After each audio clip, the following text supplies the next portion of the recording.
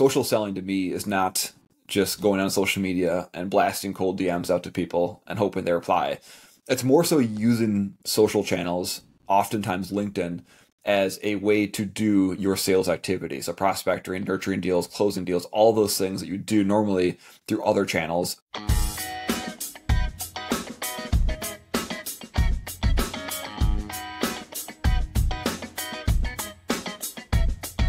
I'm here with my friend James Roloff from Roloff Consulting. James, you and I were just talking about how sales has changed. Tell us a little bit about that. Yeah, so I think the big thing that a lot of people know intrinsically, and COVID definitely accelerated this, is that people have changed the way they buy. And it used to be that people wanted to talk to different vendors, wanted to have some meetings to discuss different things that are possible, and they relied on vendors a lot to provide them information as part of that purchasing journey. Where nowadays people are really seeking information themselves. People are doing their own research when it comes to making purchases. So there's a lot more activity higher up in that funnel of people doing their own research, looking up information. And by the time they end up talking to a sales rep or wanting to talk to a sales rep, a lot of time they've already made a decision on what they want to do, or they've narrowed down that potential list of products or services pretty drastically. So that's more that buying behavior side of things. But from a selling side of it, that means we need to adapt too. And the sellers that simply wait for the leads to come in and then think they can just work their sales magic and close them, that's not really the case anymore. You have to do a lot more activity higher up the funnel, provide value higher up in that buyer's journey. And there's a lot of good data on the sellers that are able to provide that value earlier on in the process and be seen higher up in that research phase are much more likely to actually win deals too. The moral of the story here is really that sales has changed in a lot of ways, that you have to be higher up in that funnel and you have to be more of an educator, not just a salesperson. Yeah. And I know you consult with businesses and sales teams. My team and I are often the marketing department for a company and we're working with sales teams. Maybe you could talk a bit about what does that mean? Oftentimes our clients or their counterparts or the people they have in sales, they're thinking a sale is someone comes to me, I have a meeting, I sell them today or not, or maybe we have another meeting and I sell them if it's B2B or something like that. But they're thinking, this is sales, yes or no, do you want to buy? It sounds like you're saying there's activities and things you do that come way before that meeting and way before that decision. Can you talk about what those are? Yeah, yes, that's a good question. So I think that there's a big blurry line between sales and marketing, especially when it comes to digital things. But really, marketing is focused on building the brand, building brand awareness, generating demand for the business.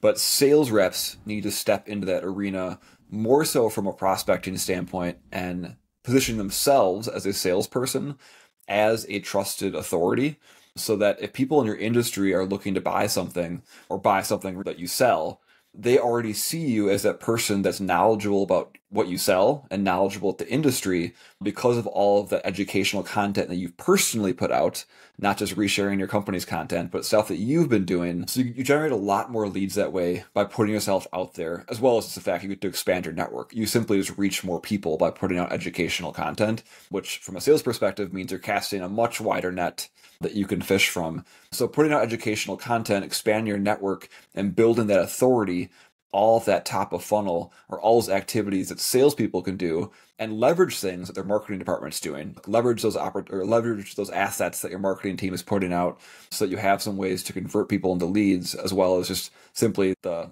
power behind a brand to reach more people too.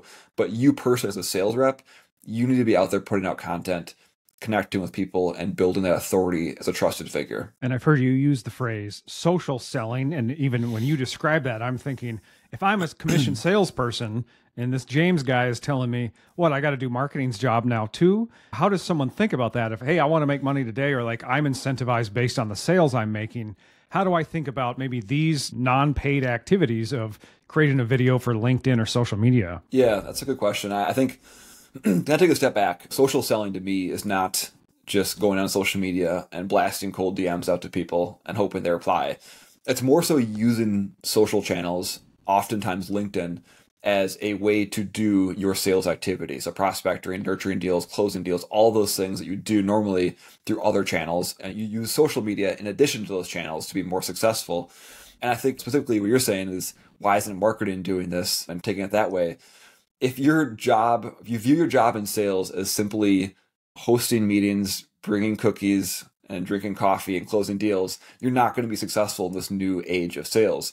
You need to be an educator. You need to be a consultant. You need to be that person in your industry that people trust and want to work with. So you're not doing marketing activity. What you're doing is you're helping people higher up in the funnel. One of the things I always talk about with my clients too, I had a call earlier today about this too, is that the perfect kind of content that you can do and post as a salesperson is more of an FAQ style post or FAQ style content. So you're in that sales role every single day. You're talking to prospects and existing customers, and they're asking you questions about your industry and asking you questions about your product and trying to find a solution to a problem they have. So you're getting all this great content as far as the things that people want to know about.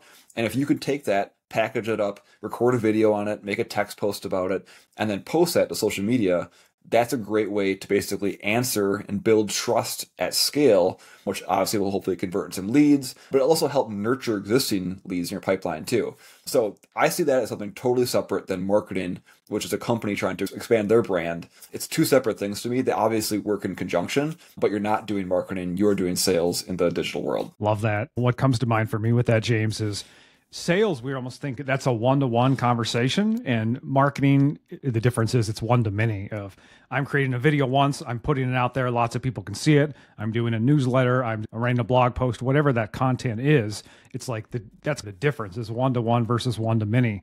Early on in my business for Get Found Madison, my local agency, I had a client ask me, I said, hey, make sure you're getting Google reviews for your SEO. And he said, hey, is there a template you have that I could just send people?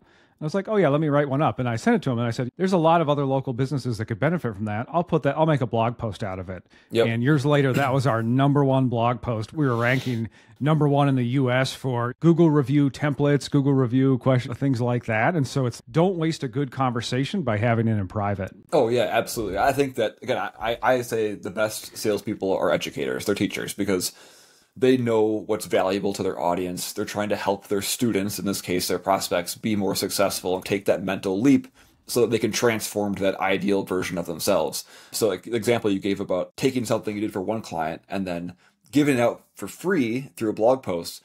But like you said, that's your #1 blog post. That how much traffic, how many conversions have you gotten off of that one free value thing you provided? But again, going back to what I said initially, the people that can provide value first tend to win deals. If you can take something you've done for a different client, package that up, provide value in mass, you're going to win that many more deals that way. Yeah, that's another way I've heard it is marketing is you're creating and selling products too, but they are free. They're $0, but they're not $0 value. It's free to watch the webinar. It's free to get on the email list. It's free to read the blog, but they are seeing value. And if they start receiving value, for them to take that next step up to receive more value and start paying you, it's less of a jump versus if they've never interacted with you and you're asking for money, it's a bigger gap basically to make that jump. Yeah. I think, I always see it as your customers are trying to get from point A to point B. They're trying to make some sort of transformation in their life, right? And if you can show that you know how to make that transformation through the content you produce, through the conversations that you're having, again, the old-fashioned way is just to have to meet with someone in person and tell them how you make that transformation for them. But digitally, if people are looking online and seeing you do this, and they're seeing you, whether through reviews or case studies, or through you just simply showing different parts of your process and how that might work, they can then see how you can help them make that desired transformation from point A to point B. And they're going to reach out to you when the time comes, when that struggling moment finally hits and they realize it's time to move forward. They're going to think of you right away. Yeah, that's great. James, I think to leave them with something they can do, if someone is a salesperson or in sales and they're hearing this or seeing this, what's something they can start doing to basically plant the seeds now to get those commissions in the future? Yeah, I think the biggest thing you can do is just take that mindset shift and start thinking of yourself as an educator in your space. Start thinking about ways that you can provide value in mass to people by creating helpful content and publishing it. And start getting active on social selling. And if you're looking for specifically social selling tips, my newsletter, sellwithsocial.email, is the address. It's a great place to check out. It's a weekly email where I give out tips on ways to implement a social selling strategy. All right. I'm going to that website right now. It's sellwithsocial.email. .email is the top level domain. Yes. Yep. So check it out. And people can find you on LinkedIn. You're James Roloff, Roloff. And I'm Eagan Heath. And so if people want sales or help with that piece, they can go to you. And if they're interested in marketing and lead generation, they can talk to me. Does that sound right, James? That sounds absolutely right. All right. Thanks so much for doing this episode together. Yep. Thanks, Eagan.